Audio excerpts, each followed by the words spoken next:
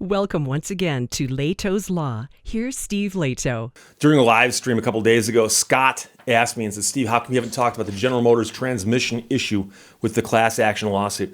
And I said, you know something? In the noise that I get off my computer every day, that is glancing all the different websites and emails and all kinds of stuff, I look for stuff like that, but I might have missed it, So I said, feel free to send me a link and I'll talk about it because it sounds interesting. So Scott sent me the link to GM Authority on the class action involving GM's 8-speed transmission. Now, there's a lawsuit that's been filed. It's winding its way through the courts. Sam McEachern wrote the article. And the question is, what's going on with the 8-speed transmission with General Motors? And again, I often talk about cars with my friends, and we often talk about modern cars versus the good old days. And I admit, I'm now one of the guys who talks about the good old days. When I was first driving, if a car had a torque flight automatic transmission, we were okay with that. Manual transmission, clutch, 4-speed, that's fine. But an 8-speed automatic transmission, come on. I know everyone's using these, and I know that in theory, they're great. The problem is that theory and real world often have a conflict. A class action against General Motors involving their transmission has hit a snag after a judge dismissed certain claims made in the filing. And he dismissed the implied warranty claims in some states. It's quite confusing. But I need to tell you, one of the most important things we're going to talk about is the concept of an implied warranty. An implied warranty. And an implied warranty, generally speaking, is usually the implied warranty of merchantability. That is that something will do what it is intended to do, and the seller does not need to tell you that. So you don't actually have to explicitly ask the man at Sears, will this lawnmower cut my lawn? Okay, so if you walked in and pointed at a lawnmower and said, I want that one, you take it home, it doesn't work, they can't go, we never said it would cut grass. That's what lawnmowers do. So an implied warranty merchantability generally is that the product will do what you expect it to do if you're reasonable. Now, you can disclaim an implied warranty merchantability in most states if you do so in a conspicuous manner. But a bigger problem usually is that the implied warranty merchantability comes from the seller, not the manufacturer. Okay, so generally speaking, the implied warranty merchantability comes from the seller, but that's going to vary from state to state as well. So we're going to get into this.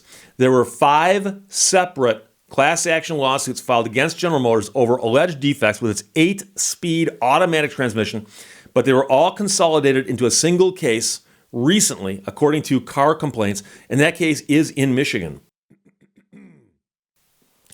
In that process, the judge presiding over the lawsuit dismissed claims related to implied warranty for all the plaintiffs that were claiming under the laws of Alabama, Arizona, Connecticut, Idaho, Kentucky, North Carolina, Tennessee, Washington, and Wisconsin.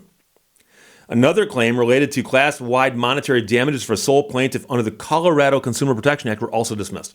So one of the problems with the class action is that you make a claim and say, look, there's a defect that we're going to file a lawsuit over, and we've got a plaintiff who says it affects him, but we believe that this plaintiff actually is a member of a class of a whole bunch of people who are similarly situated. And how many people is a whole bunch depends on the state.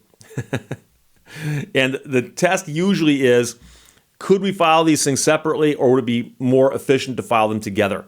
And then how common are the claims and so on. But one of the problems you have is they're saying these people are scattered about the nation. Well, there's 50 states. And the states often have unique laws or different laws. So even the Uniform Commercial Code is not uniform in that sense. They're not identical in every state.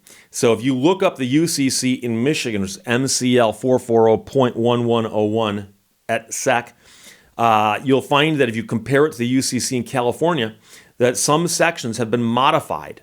Okay, and that's going to be true from state to state. Now, generally speaking, most states will have an implied warranty merchantability. They'll have an express warranty. They'll have an implied warranty fitness for a particular purpose, and so on. But the wording will be different, the standards will be different, and then how the courts have interpreted it will be different. So it's not that unusual to say that all these states have got issues with the implied warranty claims. Okay, so numerous class action suits have been filed against General Motors over a transmission referred to as the 8L45E and the 8L90. They're both 8-speed automatic transmissions.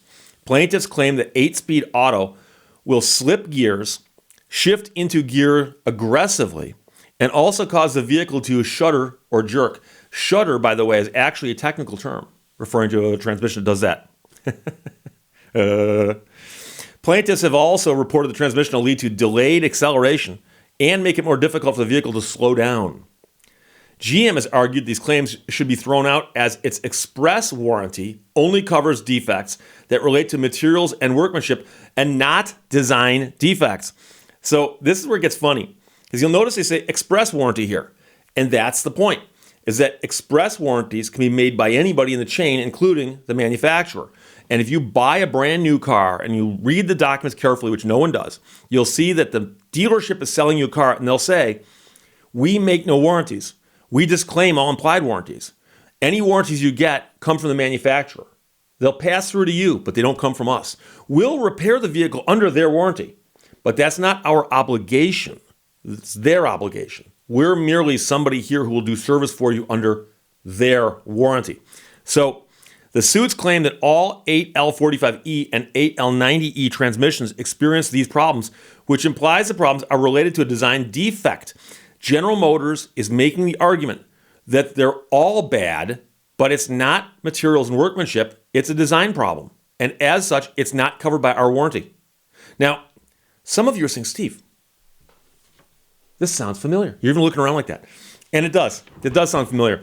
I did an episode called 7.128. That was the number of it, not too long ago. And I talked about the rims that General Motors put on some Corvettes. And the rims have a problem in that they don't hold air if you drive the car. They hold air all day long if you don't drive the car. Makes a great paperweight. And somebody pointed out that they all have the same problem. And General Motors is currently, I believe, defending that case by saying they were designed wrong. That's not a defect in materials and workmanship. It's not covered by the warranty. And this is a scary proposition, okay? And so I doubt that anybody at General Motors watches my videos. And I'm based in southeastern Michigan. I've been in the auto industry legally for 30 years in the sense that I sue the car companies. And I pay close attention to what's happening. And I also am a student of human behavior, and I also enjoy studying marketing and economics as hobbies. But I don't consider myself a marketer or an economist. But I can tell you that one of the biggest problems, if you're looking at the big picture, long-term problems of the U.S. car companies, I'm talking about GM, Ford, and what used to be Chrysler. And the problem is very short-sighted thinking. GM wants to sell you your next car. Ford wants to sell you your next car. What used to be Chrysler wants to sell you your next car. Honda, Toyota, Nissan, and others want to sell you your next 5 cars. And they treat you like that. And I've heard that from so many different people, not phrased the way I just put it right now, but simply describing to me how they're treated. And when you have a problem with a transmission that was designed wrong, and the company looks at it, because you know they had meetings about it. They had meetings. And you know that at the meetings, someone must have said, you know something, these are all designed. It's a bad design. Somebody said, what's it going to cost to fix? They're to go, you're not familiar with the dual clutch transmission problem Ford had? It's going to cost a lot. When you have a problem that's that widespread, it's going to cost a lot. And so somebody said, okay, we could fix the cars. If we can't fix the cars, we could somehow take care of these customers, or we could just tell the customers, screw it. They're all bad. You've got no legal remedy against us. See you in court. We'll get your lawsuit thrown out. Now, some people are going to say, but Steve, that's a good business decision. They're going to save money doing that. They'll save money. If they can defend this in court and save this money today, they're saving money. How many people who bought an 8-speed transmissioned General Motors car are going to come away from this experience and go, okay, I guess I'll have to trade it in and get another one? No, this is what drives people away from General Motors to other manufacturers. Will it drive them to Ford or what used to be Chrysler? No, because people are going to say, oh, they're all the same. They are all the same. This is how, look at Ford with the dual clutch transmission. Ford was advising its dealers to lie to people and say, you've never seen this before. Tell the customer you've never seen this before. Customers are actually saying, you've seen it before because I've come in here before with it. I've been in here 2 or 3 times with this. We don't know what you're talking about. They got a memo in their hand that says, tell them you don't know what they're talking about. So when GM takes the position that it's a design defect, and that's not covered by warranty, they really ought to think a little bit longer term than that. They really ought to. So they're about to lose a ton of business. And that's the ironic thing. If they win this lawsuit, they're going to lose a ton of business. So GM has argued that these claims should be thrown out as its express warranty only covers defects relating to materials and workmanship, but not design defects. The suits claim that all 8L45E and 8L90E transmissions experience these problems, which implies the problems are related to a design defect instead. And that's what GM's position is. They all do this. They all do this. And if it's wrong, it's not a defect covered by our warranty. The judge will allow, however, other allegations in the suit to go on, including certain other claims replied to implied warranty. The judge acknowledged that the complaints put forth by plaintiffs could be consistent with either materials and workmanship's defects or a design defect. He also did not dismiss claims that GM knew there were issues with the 8-speed transmission before it put the vehicles on sale, saying plausible inferences may be drawn that GM had substantial knowledge about the looming problems with its new transmissions before any of the plaintiffs' purchases were made. The full list of affected vehicles in this newly consolidated transmission lawsuit include 2015 to 17 Escalades, 2015 to 2017 Escalades ESV, 2016 to 19 Cadillac ATS, along with the ATS-V, the CTS, the CTS-V, and the CT6, the 2015 to 19 Chevrolet Silverado, the 17 to 19 Chevrolet Colorado, the 15 to 19 Corvette, the 16 to 19 Camaro, the 17 to 19 GMC Canyon, the 15 to 19 Sierra, the GMC Yukon same year, along with the Yukon XL, the Yukon Denali, and the same year Yukon Denali XL. So their position is that these cars, a whole raft of cars that have the 8-speed transmissions, may very well have problems, may very well be defects, but the defect is in the design and not the materials and the workmanship. Therefore, not covered by the express warranty. And they could win this. They could win this. I mentioned before a couple times that years ago I encountered an attorney from one of the car companies who came into court and said, Your Honor, our company doesn't actually manufacture cars. We merely assemble the parts. And I heard snickering behind us because I was standing up at the podium with her. And the judge goes, Really? Ford Motor Company doesn't manufacture cars? It was Ford. She goes, No, we merely assemble the parts.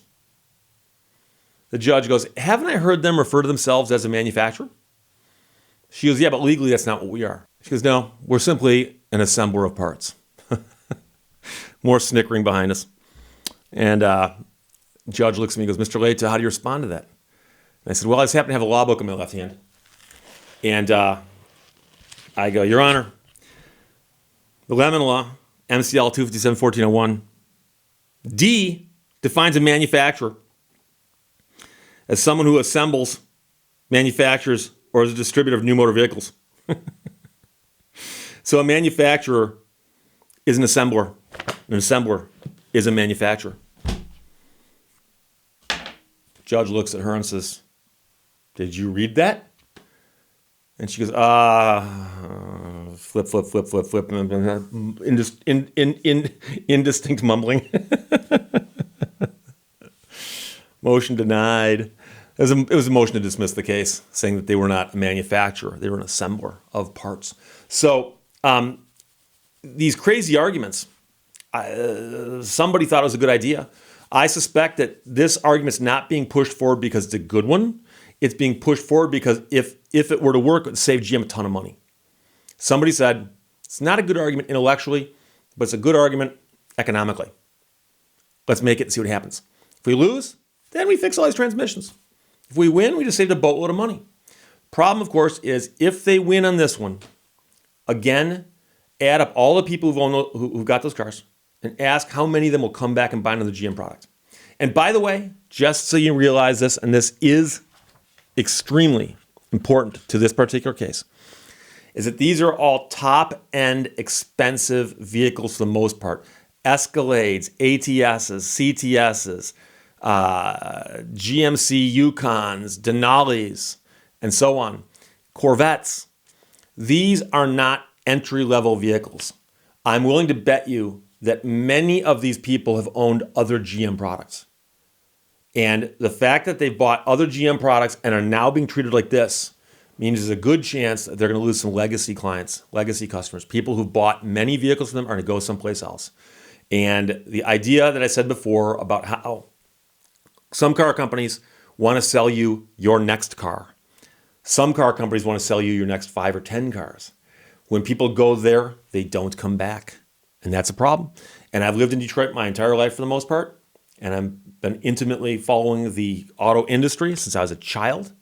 And I've watched this happen. And this is one of the problems with what happened to the American auto industry. And that was how the car companies treated their customers as if they were entitled to the customers. And the customers would never leave. They can't leave. Where are they going to go? You going to buy a foreign car? Yes, some people will. I still haven't. But that's a personal thing to me. So there you go. Class action GM 8-speed transmission lawsuit has hit a snag, but it will still proceed. The reporting is in GM Authority. Scott sent to me and Sam McEachern wrote it. Thank you very much. Questions or comments, put them below. I'll just talk to you later. Bye-bye. Thank you for watching Leto's Law. You will do foolish things, but do them with enthusiasm.